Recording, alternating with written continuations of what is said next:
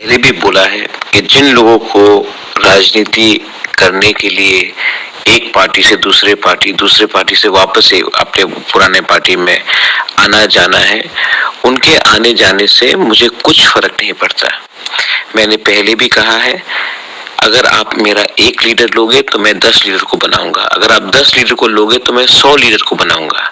क्योंकि अब त्रिपुरा को लीडर नहीं, त्रिपुरा को कॉन्स्टिट्यूशनल सोल्यूशन चाहिए।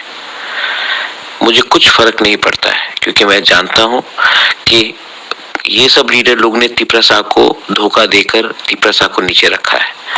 आज त्रिपुरा ने अपना माइंड मेकअप कर दिया है। मुझे लीडर नहीं, त्रिपुरा का सपोर्ट चाहिए, और वो सपोर्ट मैं जानता हूं मेरे पास है। तो आप लोग चिंता मत कीजिए, एक लीडर गया है, 1000 सपोर्टर आएगा। और मैंने पहले भी कहा है, आप एक लीडर को लो, मैं 10 बनाऊंगा, आप 10 को लो, मैं 100 को बनाऊंगा, आप 100 को लो, मैं 1000 बनाऊंगा। क्योंकि त्रिपुरा को लीडर नहीं, त्रिपुरा को ईमानदार आदमी चाहिए, जो अपने दौभाग्य के लिए काम करे, ना कि पार्टी और अपने पेट के लिए काम करे।